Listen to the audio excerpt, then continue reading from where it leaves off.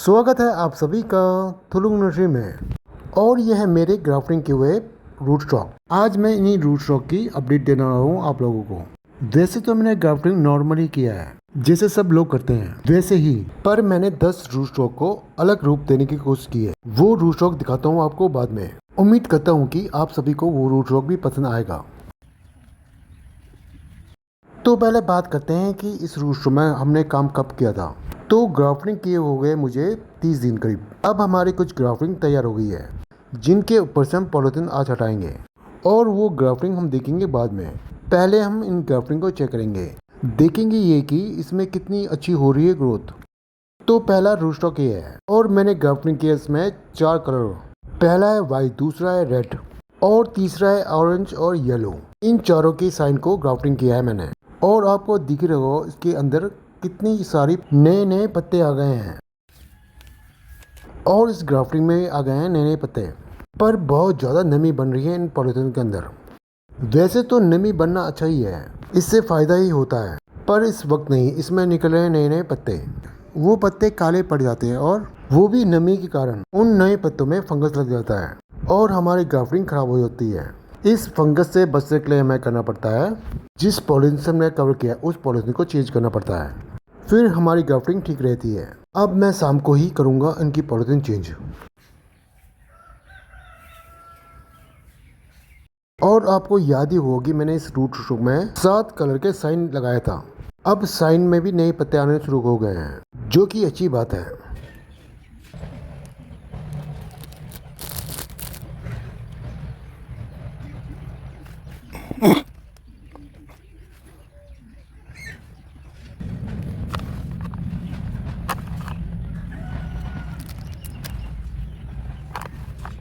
अब बात करते हैं उस रूट स्टॉक की। और ये रहा वो रूट स्टॉक। इस रूट स्टॉक में लगाया मैंने 3 कलर के साइन। पहला साइन ये है और ये कलर है इसमें रेड और दूसरा साइन है पिंक कलर का। इसके बाद मैंने लगाया है वाइट कलर का साइन जो ऊपर की तरफ लगा हुआ है और इनमें भी नए पत्ते आने शुरू हो गए हैं। जब मैं इनकी पॉलीथिन हटाऊंगा तब मैं करूंगा एक काम, और वो काम ये है कि ये रूट स्टॉक को मैं नीचे की तरफ झुकाऊंगा, इस तरह से नीचे की ओर।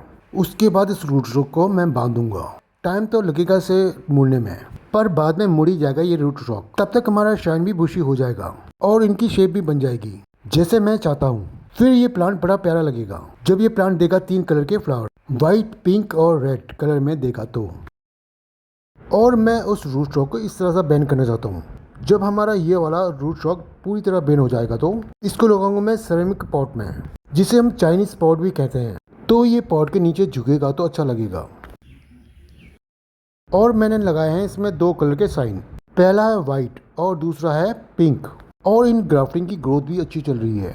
बस हमें अब इंतज़ार करना होगा, वो भी 1-2 महीने का। 1-2 महीने में ये रूट स्टॉक अच्छी तरह बैन हो जाएगा, फिर हम करेंगे इसमें काम। अब देखते हैं उन रूट स्टॉक को जिनकी पॉलीथिन खोलनी है आज। अब करते हैं काम चालू। और मैंने इस रूट स्टॉक में लगाए हैं 5 कलर के साइन। तो आज इसी पॉलीथिन को खोलेंगे हम। अब मैं ये पॉलीथिन खोलता हूँ।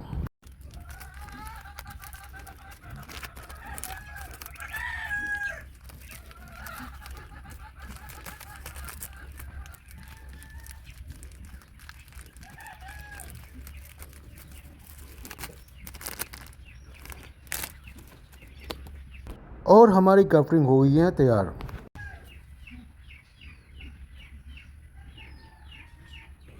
अब परेशानी ये है कि इस साइन के पत्ते गिर रहे हैं। कारण ये है कि इस पॉलीथिन के अंदर बन रही है बहुत ज़्यादा नमी और ये पत्ते गिर के इस साइन में लगा सकते हैं फंगस। तो हम पुरानी पॉलीथिन हटा कर नई पॉलीथिन चढ़ा देंगे।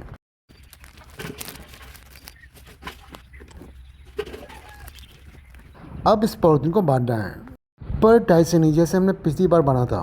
क्योंकि वो ग्राफ्टिंग नहीं थी इसलिए हमने इसे टाई से बांधा था। इसको बांधना है हल्के से। अब मैं सारी ग्राफ्टिंग की पन्नी चेंज कर देता हूँ।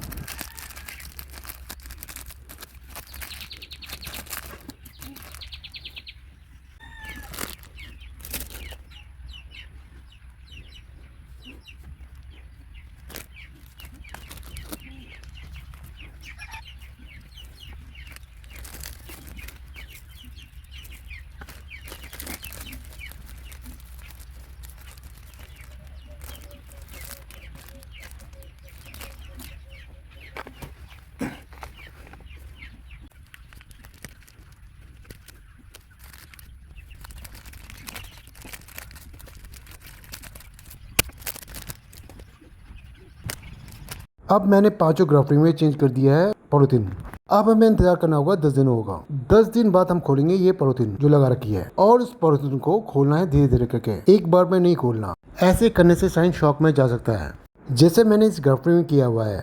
इस पॉलीथीन को जिस धागे से बांधा था वो खोल दिया था, और ये काम किया था मैं 3 दिन पहले। अब मैं दोनों ग्राफ्टिंग की पॉलीथीन खोल दूंगा, और इस ग्राफ्टिंग में पत्ते भी नए नए आने लगे हैं।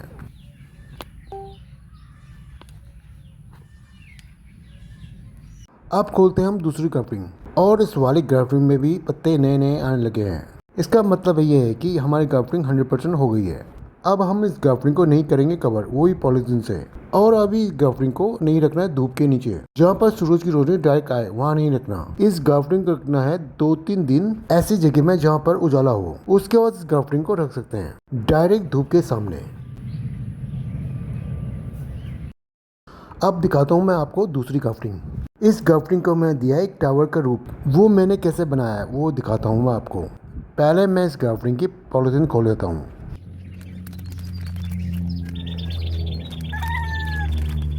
और ये रहा हमारा पहली ग्राफ्टिंग। इसमें मैंने थाई बैगन की साइन लगाया है, वो भी रेड कलर में, और इस साइन में नए नए पत्ते निकल गए हैं। अब चलते हैं ऊपर की साइड। तो मैंने लगा रखा है यहाँ पे येलो कलर की साइन, और इस साइन में भी पत्ते आ रहे हैं नए नए।